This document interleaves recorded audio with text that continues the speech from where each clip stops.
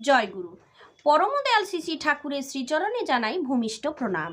আপনাদের প্রতি প্রত্যেককে জানাই আনন্দিত জয়গুরু। সত্যি সত্যি দর্শনেই হয় সব সমাধান। এটা শুধু ঠাকুরের বেলায় নয়, আজকের দিনে আচার্যদেবের বেলাতেও ঠিক একই কথা। দর্শনেই সমাধান। যখন পরম পূজ্যপাদ শ্রী শ্রী দাদা ছিলেন, তখন সামনে যারা থাকতেন দাদারা, সেখানে কিছু জোরবশত কিছু নিবেদন করতে গেলে দাদারা বলতেন যে দর্শনেই সমাধান। আর সত্যিই তাই, ঠাকুরকে দর্শন করলে সব সমাধান হয়ে যায়। এটা এটা আপনারা নিজেরা করে দেখলেই হয়। তো এমন কিছু ঘটনা আজকে আমরা ইষ্ট প্রসঙ্গে আলোচনা করব। তো প্রসন্ন কুমার নাথ এই পাঠটা লিখেছেন, বেশ দু একটি ঘটনা, বড্ড আকর্ষণীয় ঘটনাগুলো, যেগুলো আমাদের পড়তে এবং শুনতে দুটোই ভালো লাগবে। তিনি লিখছেন, ঠাকুরকে প্রথম দর্শনেই মন আনন্দে ভরপুর হয়ে যায়। ঠাকুরের ৭৫ বছর বয়সেও শরীরে কি উজ্জ্বল দীপ্তি, তা ভোলার নয়। ললাট থেকে যেন আলো ঠিকরে বেরোচ্ছে। হাত ও পায়ের গঠন ছিল অপরূপ, অবর্ণনীয়। মিষ্টি তার চাহনি ছিল সর্বব্যাপী।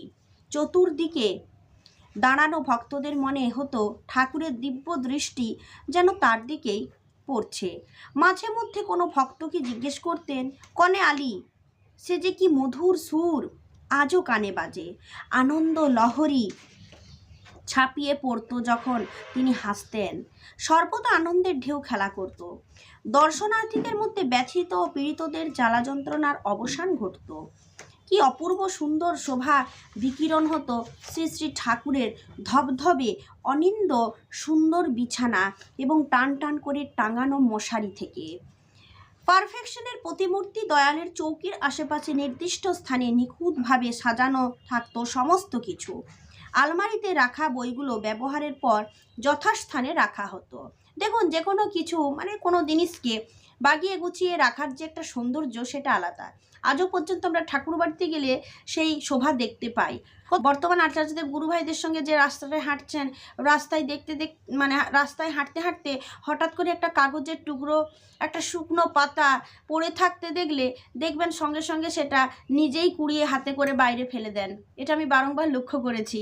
তো আমরা এখনও সেই সাজানো গোছানো জিনিসটা ঠাকুর বাড়িতে গেলে দেখতে পাই।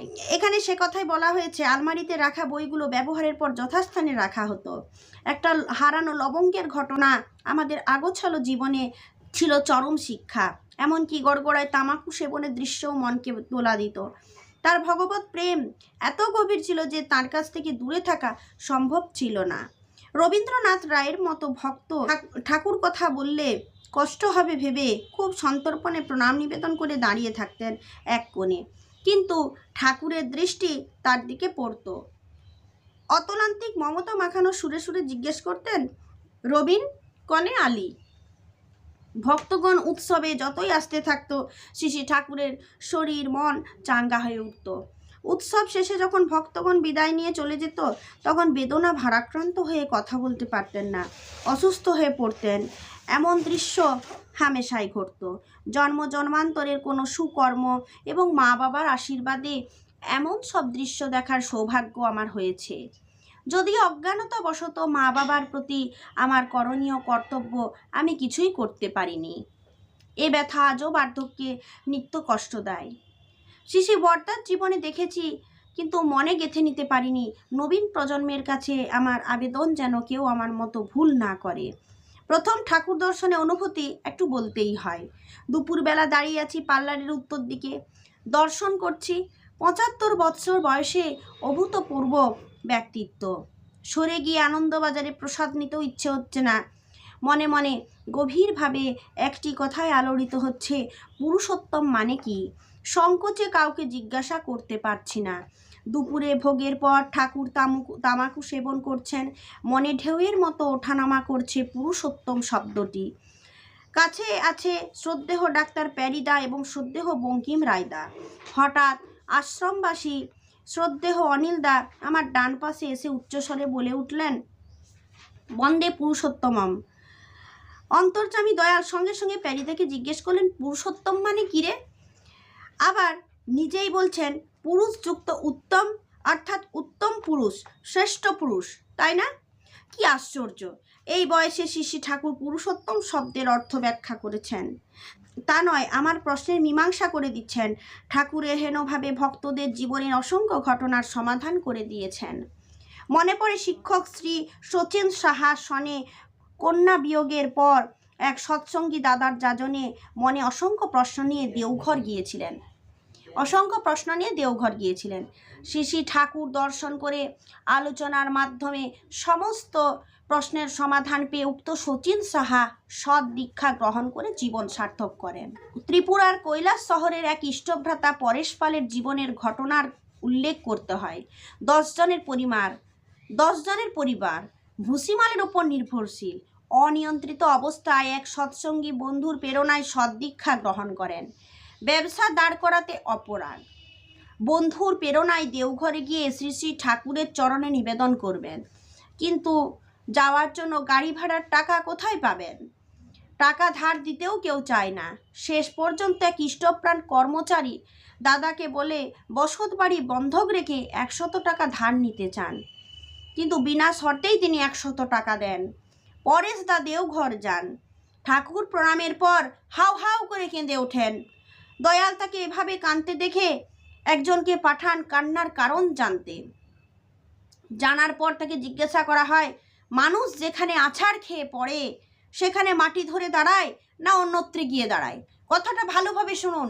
আজকালকার আধুনিক পরিস্থিতিতে এটাই হয়, যেখানে মানুষ আছাড় খেয়ে যায় সেখানের মাটি ধরে দাঁড়ায় না অন্যত্রে দাঁড়ায়? এটা ছিল দয়ালের প্রশ্ন। তিনি তখন বলেন যে ওখানেই মাটি ধরে দাঁড়ায়। তখন আদেশ করেন ওই ব্যবসায় আবার শুরু করবে। ভরসা পেয়ে বাড়ি ফিরে আসেন, কিন্তু ব্যবসা শুরু যে করবেন তার আবার টাকা কোথায়?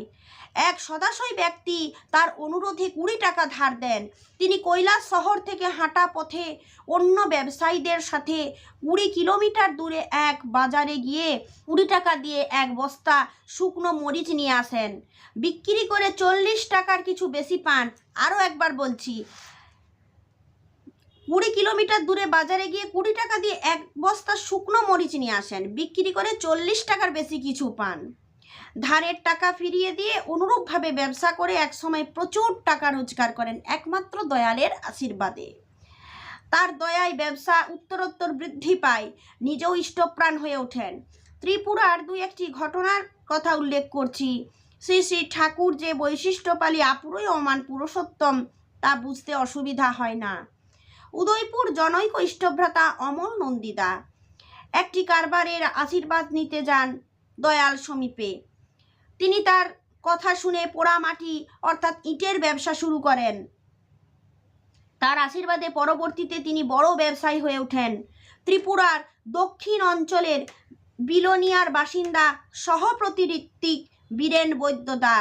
ছেলের অঙ্কন শিল্পের দারুণ হাত। শ্রী শ্রী ঠাকুরের আশীর্বাদে তিনি শান্তিনিকেতনে ভর্তি করাবেন। ছেলেকে দেখে ঠাকুর মেডিকেলে ভর্তির নির্দেশ দেন। পরবর্তীতে সে একজন খ্যাতনামা ডাক্তার হয়ে ওঠে। শিল্পী ছিল ছেলে, ভালো আঁকতো, ছেলে শিল্পী ছিল। শান্তিনিকেতনে ভর্তি হওয়ার আশীর্বাদ নিতে গিয়েছিলেন, কিন্তু পরম দয়াল ঠাকুর সেই সিদ্ধান্ত চেঞ্জ করে মেডিকেলে ভর্তি করার নির্দেশ করেন।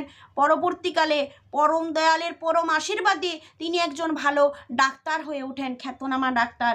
এরকম যে কত হাজারো ঘটনা ভক্তদের জীবনে ছড়িয়ে আছে তার কুল কিনারা নেই। তাই তো তার শ্রেষ্ঠ ভক্তরা তার মহাজীবন পুরোপুরি লিখে উঠতে পারেননি। তাহলে দেখুন, এটাই তো যে দর্শনেই তার আশীর্বাদ। আজও লক্ষ লক্ষ কোটি কোটি মানুষ যাচ্ছেন পরম দয়াল শ্রী শ্রী ঠাকুরের দর্শনে, দর্শন করছেন। বর্তমান আচার্যদেব যেখানে বসছেন সেখানে কত মানুষের আনাগোনা, কত ভিড়। আচার্যদেবের মুখটাই দর্শন করা যাচ্ছে না। কি সুন্দর তিনি বসে বসে সমস্ত সমস্যার কথা শুনছেন আর সমাধান দিচ্ছেন। মানুষ তার সমাধান পেয়ে তার নির্দেশ মেনে জীবনে তাদের ঘটছে আমূল পরিবর্তন। এইভাবেই এগিয়ে যাচ্ছে জীবন। তাই আমাদের জীবনে এমন কাউকে দরকার যাকে ধরে আমাদের জীবনের পরিবর্তন হবে, জীবন সুন্দর হবে, আর আমাদেরও কেউ নিজের বলে থাকবে। তাহলে দেখুন, এত সুন্দর সুন্দর ঘটনা। আমরা অনেক সময় নিজের শিক্ষার অভাবে দয়ালকে ছেড়ে দিই, দয়ালের নির্দেশ মানি না। দয়ালের নির্দেশ মানলে জীবনে আসে আমূল পরিবর্তন।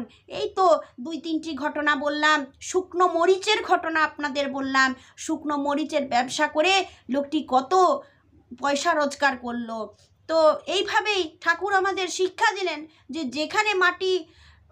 যেখানে আছড়ে পড়ি সেখানের মাটি ধরেই আমরা দাঁড়াই। ব্যবসায় খারাপ হয়েছে, সেই ব্যবসাকেই কিন্তু ধরে আবার দাঁড়াতে হবে। এইভাবে হাজারো সমাধান পরম দয়াল যেমন দিয়ে থাকতেন, বর্তমান আচার্যদেবও কিন্তু হাজারো সমস্যার সমাধান দিয়ে চলেছেন প্রতি মুহূর্তে আমাদেরকে। আমাদের কাজ ইষ্ট কাজে ব্যাপৃত থেকে তাকে খুশি করা, ঠাকুরের ইচ্ছাকে পরিপূরণ করা। এইভাবেই চলতে থাকুন। আজ ইষ্ট প্রসঙ্গ এই পর্যন্ত। জয় গুরু।